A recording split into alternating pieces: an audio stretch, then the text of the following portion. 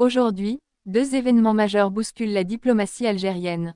Un échec à Alger, et un autre à Oran. Deux signaux forts qui montrent un tournant inattendu sur la scène africaine. Bienvenue dans cette nouvelle analyse. Sujet 1. L'Algérie incapable de suivre la dynamique diplomatique marocaine dans le dossier du Sahara. L'Algérie n'a pas réussi à tirer parti de la conférence internationale sur la criminalisation du colonialisme en Afrique, organisée cette semaine à Alger, après l'incapacité de sa diplomatie à intégrer la moindre référence au conflit du Sahara marocain dans la « déclaration d'Alger » finale. Les efforts soutenus de la délégation algérienne durant les travaux de la conférence n'ont pas permis d'introduire le dossier dans les discussions consacrées à la justice historique et à la mémoire coloniale.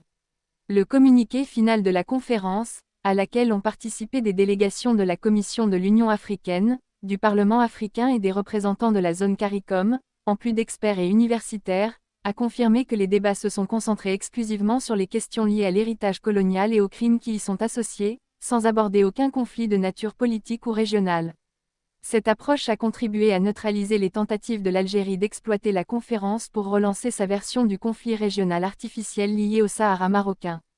La déclaration d'Alger reflète des choix clairs, elle met l'accent sur la criminalisation du colonialisme, des crimes d'esclavage, de déportation et de pillage culturel, et appelle à renforcer les mécanismes de justice réparatrice en Afrique, tout en valorisant les efforts internationaux visant à réhabiliter les peuples affectés. Elle a également mis en avant le soutien des participants à la cause palestinienne dans son cadre connu, sans aucun lien ni allusion à d'autres dossiers que l'Algérie avait tenté d'introduire, et que les délégations ont fermement rejetés.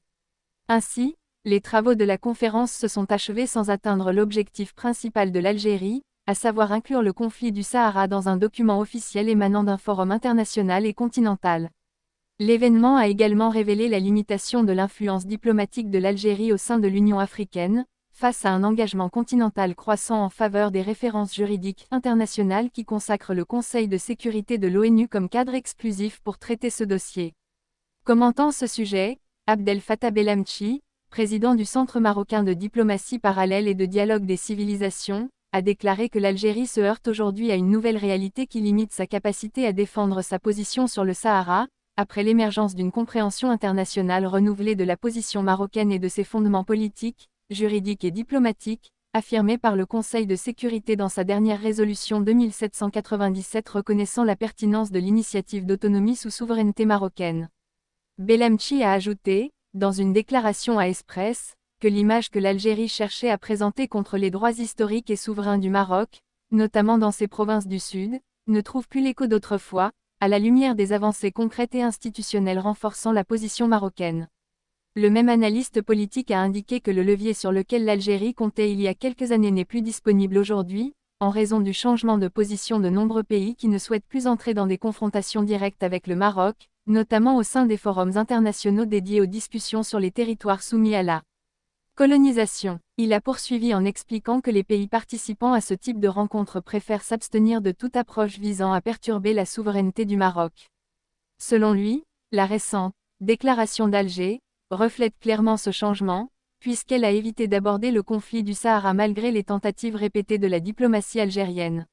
L'expert en relations diplomatiques a affirmé que la diplomatie algérienne ne peut plus s'appuyer sur les mêmes méthodes traditionnelles utilisées contre le Maroc, étant donné l'émergence de positions internationales nouvelles et équilibrées reconnaissant la pertinence de l'initiative marocaine d'autonomie comme solution réaliste. Bellamchi a conclu en disant que l'Algérie est aujourd'hui appelée, avec un minimum de courage politique, à s'inscrire dans la nouvelle dynamique entourant ce dossier et à montrer une réelle volonté de négocier selon l'initiative marocaine, considérée comme le seul cadre cohérent avec les évolutions régionales et internationales. De son côté, Abdelwahab Lequin, président de l'organisation Africa Watch, a affirmé que la conférence internationale sur la criminalisation du colonialisme en Afrique, organisée en Algérie entre le 30 octobre et le 1er novembre, a mis en lumière les limites du discours officiel algérien, malgré ses tentatives d'utiliser ce forum africain pour parvenir à une position continentale unifiée sur la justice historique des peuples africains ayant souffert de l'esclavage, de la servitude et des crimes du colonialisme. Il a souligné que l'Algérie a mobilisé d'importants moyens financiers et logistiques pour assurer le succès des travaux de la conférence, inaugurée par un long discours du ministre des Affaires étrangères Ahmed Attaf, dans une tentative de placer les participants dans un contexte servant ses orientations politiques et stratégiques. Lequin a expliqué que l'Algérie a cherché, par ce discours, a dévoilé les contours d'une nouvelle stratégie, visant à renforcer son positionnement régional et international après une série de revers, dont l'échec de son adhésion au groupe des BRICS, l'accentuation des tensions avec la France après que cette dernière a adopté une position plus équilibrée sur le Sahara, ainsi que la tendance croissante de la communauté internationale, et notamment du Conseil de sécurité, vers une approche pragmatique et rationnelle pour résoudre les conflits, illustrée clairement par la résolution 2797 confirmant la faisabilité de l'initiative marocaine d'autonomie.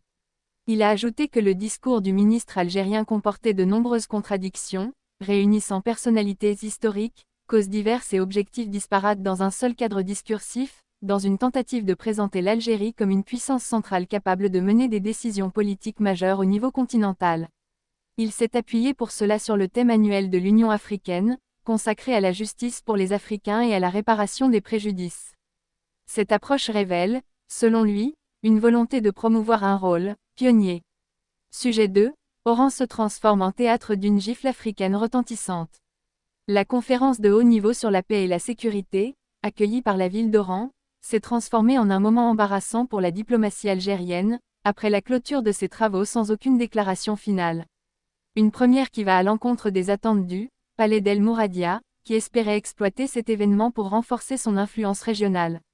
Cet échec diplomatique survenu au cœur d'Oran fait suite à la tentative du ministre des Affaires étrangères, Ahmed Attaf, d'insérer une mention liée au front séparatiste du Polisario dans le document final. Une initiative qui a suscité l'opposition de plusieurs délégations participants, selon des sources diplomatiques ayant suivi la rencontre.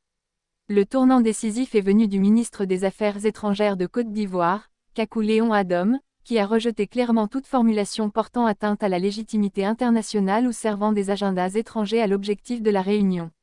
Ces divergences ont finalement fait échouer la conférence, à laquelle l'Algérie avait consacré d'importants moyens financiers et logistiques.